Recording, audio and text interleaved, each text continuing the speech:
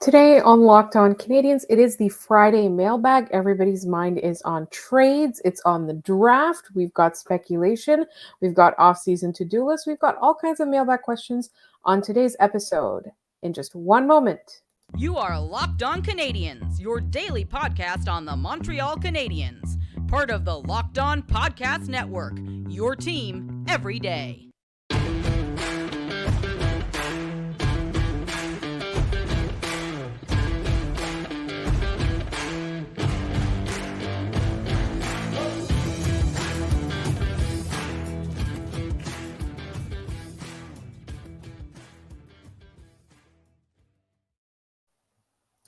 Hi there, everyone, and welcome to episode 863 of Locked On Canadiens. And we thank you for making us your first listen of the day.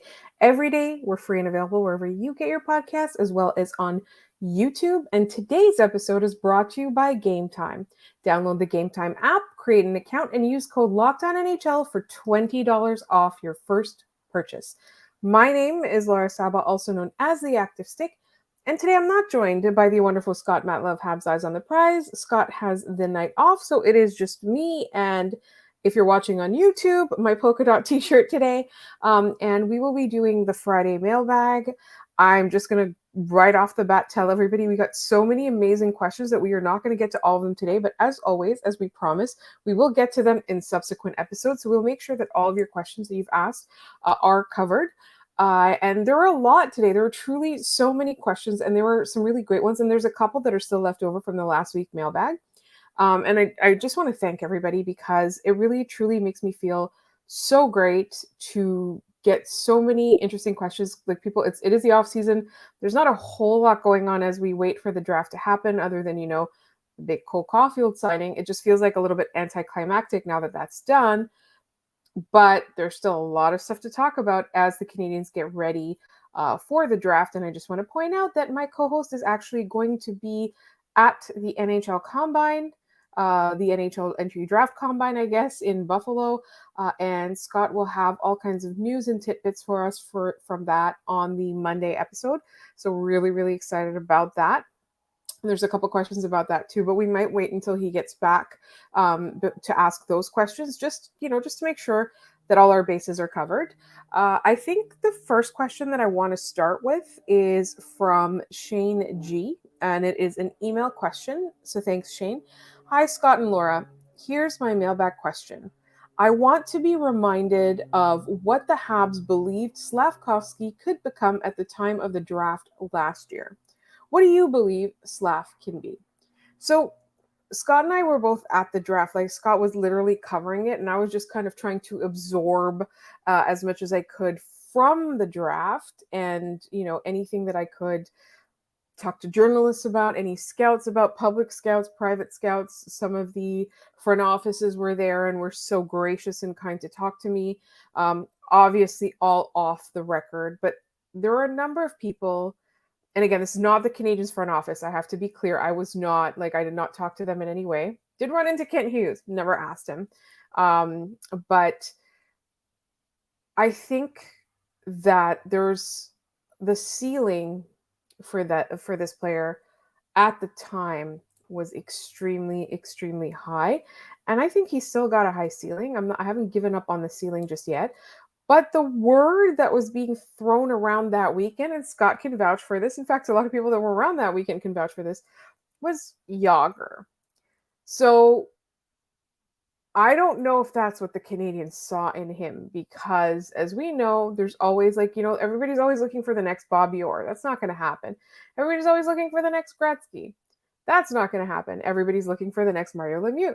That's not going to happen. And everybody's looking for the next Jaromir Jagr. Like, these players are so astronomically elite that it will be hard for anybody to surpass or be the next one. But I think one thing that I think the Canadiens saw in him, and that is where I will sort of concede to the scouts and the journalists that were talking to me, is that he has the potential to be electric. He has the potential to be jumping out of your seat watching him good. Like, I can't wait to be at the Bell Center when he achieves whatever his maximum potential in Montreal is. I can't wait to be there and watch him play. I really don't think that that's a ceiling that he can attain, but I still feel that his ceiling is really high. Like he had an extremely strange first season in the NHL, his rookie season. And we've talked a lot on this episode on this show about how they did not play him enough, and he doesn't still have the mental maturity level on the ice to catch up with the skill that he has and the potential that he has. There's some flaws in his game, obviously. He's still pretty raw. The Canadiens seem to be very adamant that they're taking their time with him and going really slow. I get it, but I just have to kind of have faith in their development plan because so far I haven't seen what they see in him. I think he's been fun. He seems like a great character. You can sometimes see shades of the potential of what he's going to be, but I still don't understand what captured their imagination with regard to Slavkovsky. And again, like I have high hopes for this player, and I really, really want to sort of champion and support his growth as a Canadiens fan. I just I don't think that it's at the level that we were talking about. Like, this time last year at the draft, everybody was talking about how phenomenal he was. I don't I don't think that this year we're having that conversation, but I also want to caution against people giving up on him and thinking that he's a bust because there were some injury issues. There's a couple of playing with your head up kind of issues that, there's stuff that he can actually work on to prevent that, to make him quote unquote less injury prone because it is the NHL and I never want to blame the victim, but that there's guys out there headhunting with their elbows. That's literally just the way it is. So I just want to kind of be patient myself and see where this goes, see how this development goes, because I think that the Canadians see something in him, and I have faith that they're good enough evaluators of talent that he's not going to be a complete bust. He might not attain that ceiling, but he's not going to be a complete bust. And so that's a great question from Shane G. Thank you so much. We got a question from our good friend Randy Hansen on Twitter. Do you think that Adam Nicholas still needs to add to his staff? And is there a recent player you think would be a great fit in development? I do think so. I think Adam Nicholas is fantastic. Everything that you hear about the work that he's done and his ability to improve players' skills in games and game is very promising. It's extremely encouraging. I like what I'm hearing. I think that he does need additional help. Like obviously they have got Marie-Philippe Poulin, they've got Vinny LeCavalier, whatever his role is. It's like special advisor or whatever, but he was there for rookie camp and training camp and stuff. So like they've got people around that you can tell what the mentality they're going for is in terms of like, the way that they play games. And then you've got Adam Nicholas, who's got like really good he's got a really great ability to improve people's skills or give them the tools in order to improve themselves. I love that. A recent player you think would be a great fit in development? That's a tough one because I constantly look at some players that I really love that are, they're aging out of the game. And I think, you know what? This player needs a front office role or this player needs a coaching staff role or something like that. And I personally, I'm gonna not go off the board, but I think people are thinking about like a skater. I think Carey Price would work in development. I feel like Carey Price makes people around him elevate their game. A lot of the players, like a lot of the goalies, like idolized him growing up, and that makes us all feel old. But there's something about his athleticism that I feel it's practiced, right? Like he had skill, he had talent, he had the raw talent, and then he did the work.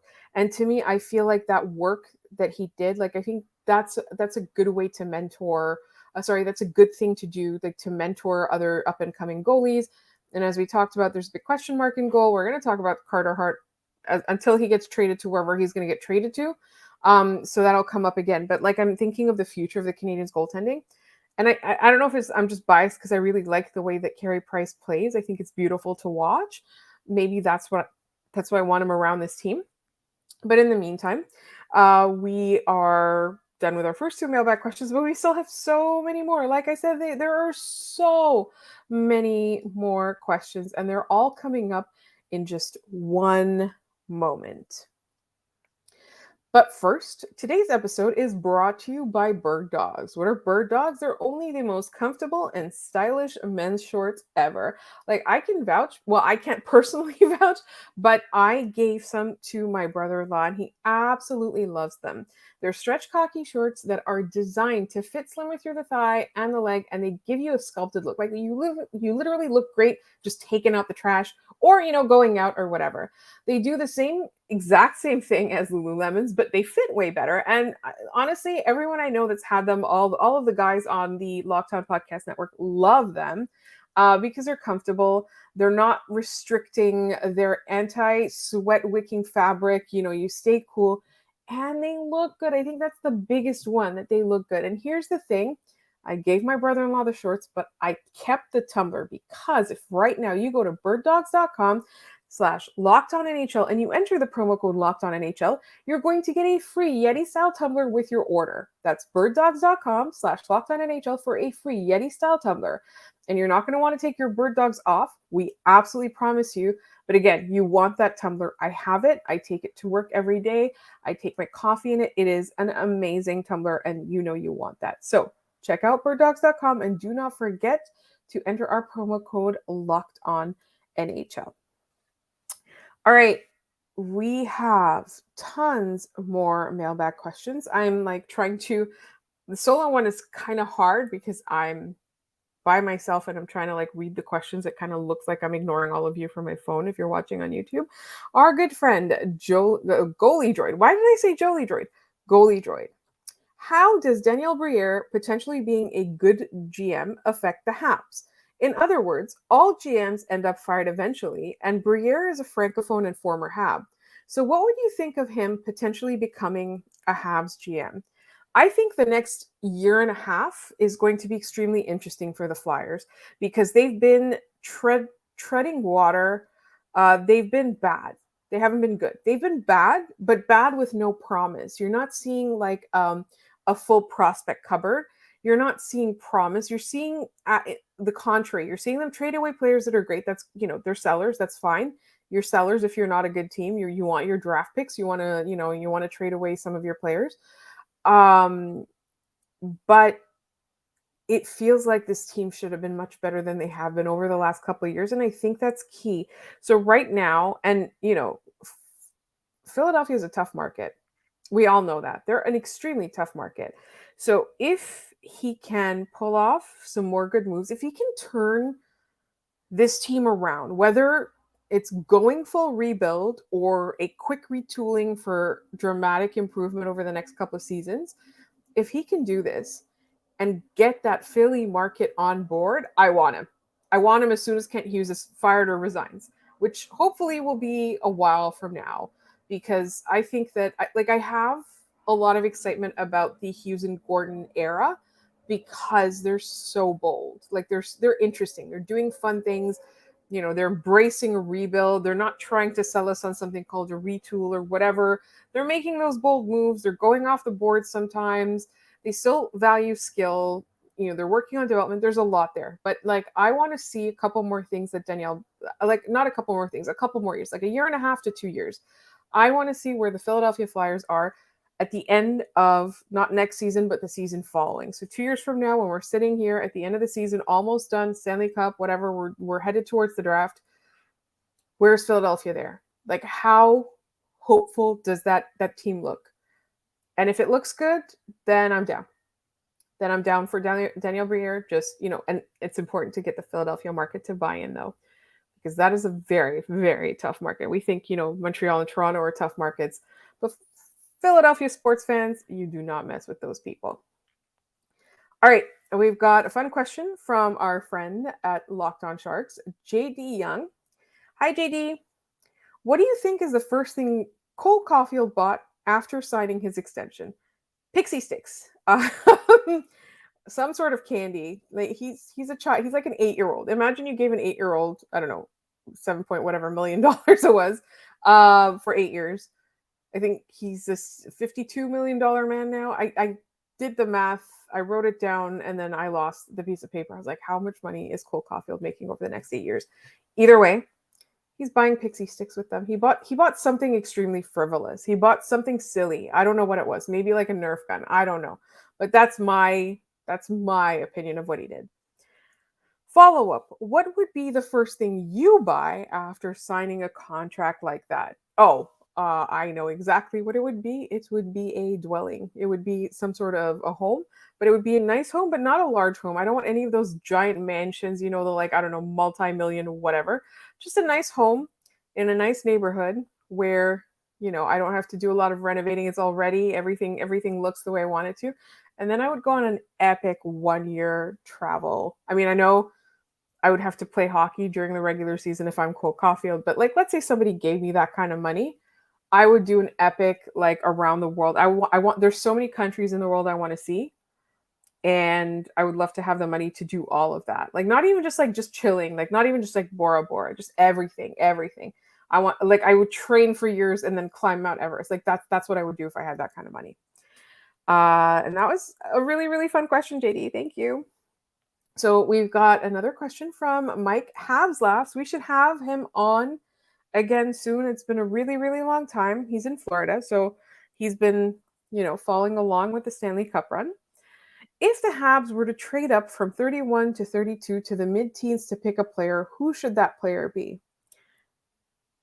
I'm going to go out on not a limb here, but I'm going to go out and think that maybe all that David Reinbacher hype, doesn't mean he gets picked in the top 10. He was originally projected to be like, 16th, 17th, and potentially lower, depending on which public scout you talk to. I know that NHL teams value guys like that. I know everybody wants the next Moritz Seider, but David Reinbacher to me is a mid-teens player or a late teens player.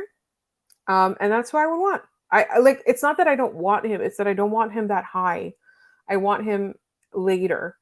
Like later where normally the Habs would not be picking. So, Mike, that is the answer to your question. Why? Because he's a large defenseman with some promise. I do feel that the hype is excessive. Like I don't want to say he's disappointing or anything like that. I don't know. I don't know where his career trajectory is going to go, but I do think that he belongs in the teens.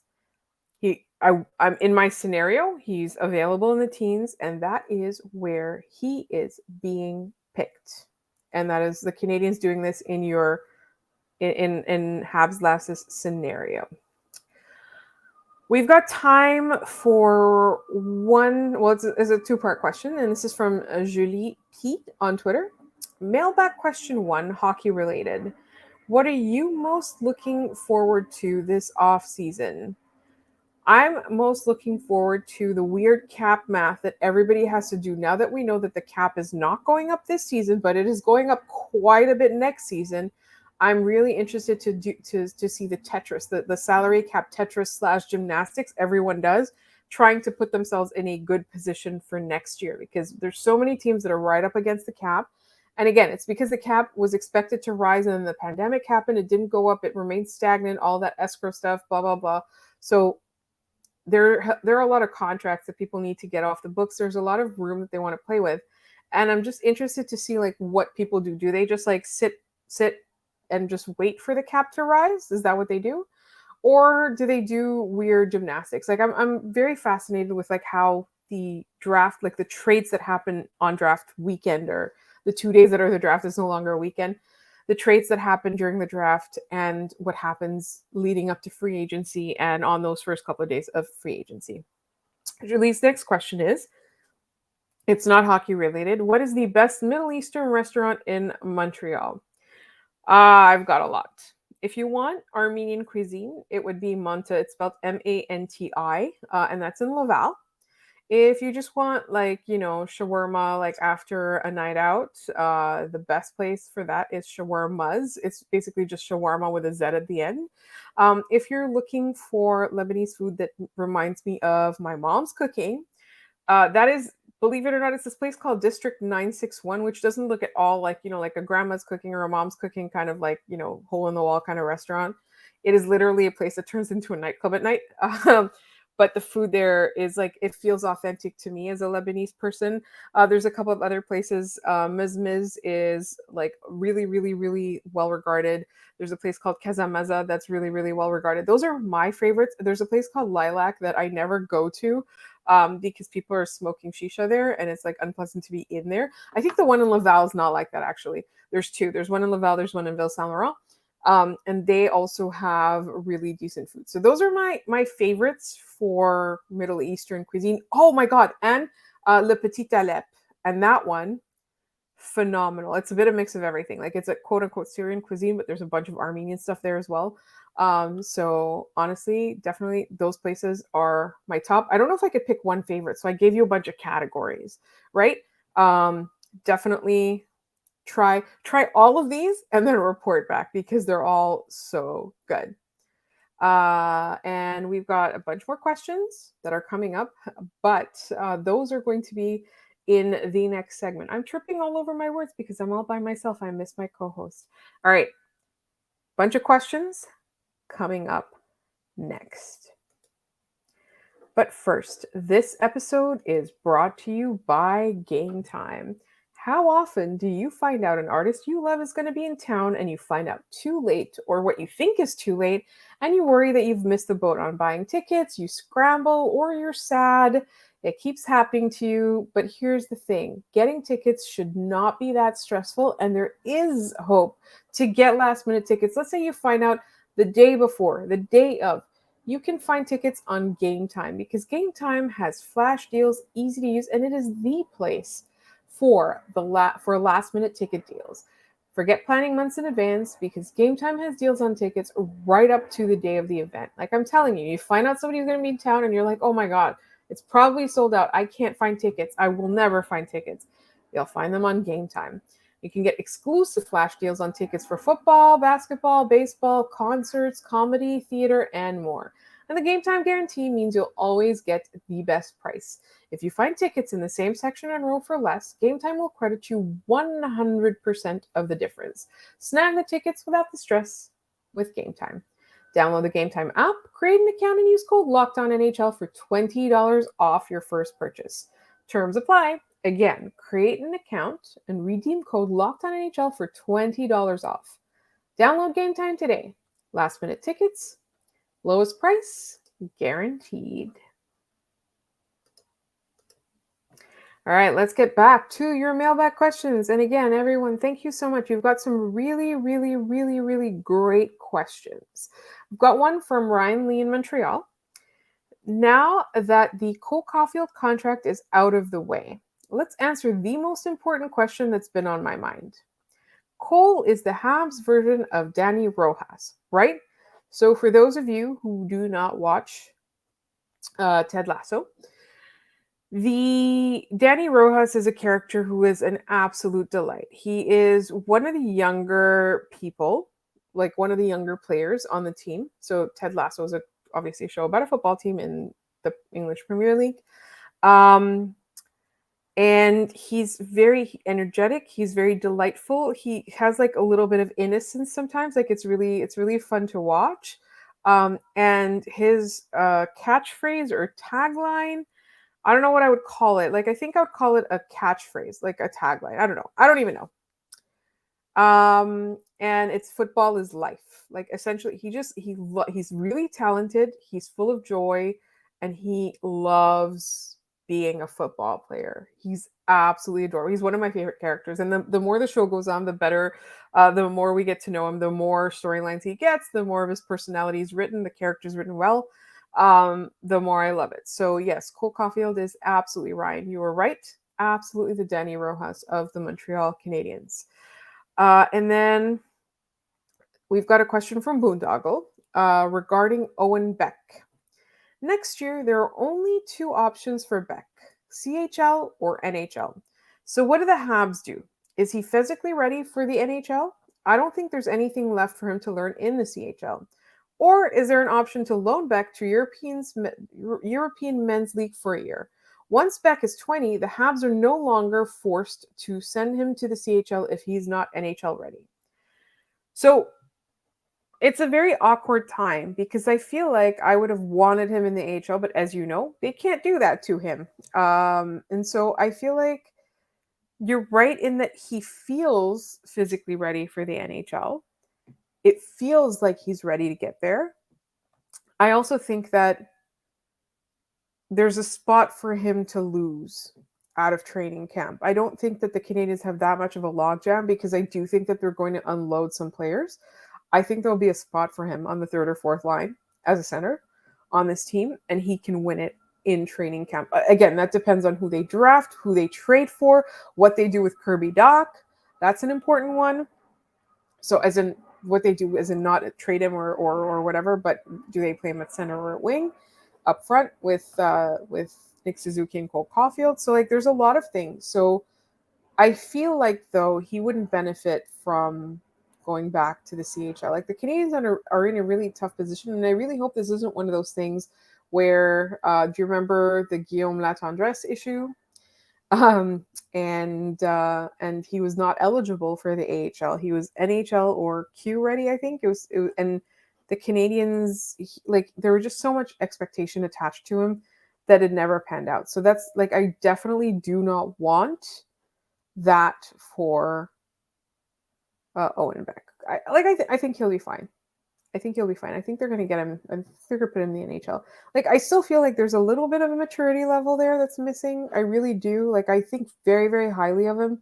There's something there in terms of maturity. In terms of physically, as you said, Boondoggle, he's pretty ready. And then I've got a question from Randy Hansen. And again, if we don't ask your question today, it's because we got so many great questions. There's a bunch of trade proposals. There's like, you guys went really all out with your trade proposals. So we are going to talk about them next week. We promise. Also, the Elite Prospects annual, whatever it's called, is out. The draft guide is out. The draft preview, the draft guide is out. We've got a great relationship with EP, and we've got lots of people that we love on there, and we will be having them on soon. We have reached out to them, and they're obviously very busy because this thing just came out. But we will definitely get you some of their insights because we love them. We've got other draft people, and this time next week, we've got a live episode with a draft favorite. So I'm going to ask a couple more of these questions, and then so there's a question about what do they do with Kirby Dach? What do they do with Sean Monahan? We're going to address that next week. We're going to ask a couple of slightly off-topic questions. One of them is from our good friend Beth, who we haven't heard from in a while, but it's really, really nice to hear from you, Beth, from the Happy Hour. What duo, aside from Nick and Cole, would you like to see on the chat this upcoming season? I feel like I want to see Jordan Harris and David Savard because they are very unassuming. They're very quiet. They're very chill. And I feel like they've got these like crazy personalities that I really, really want to see. And then finally, a question from Randy Hansen. What author do you wish was better known so that you could discuss their work with other people?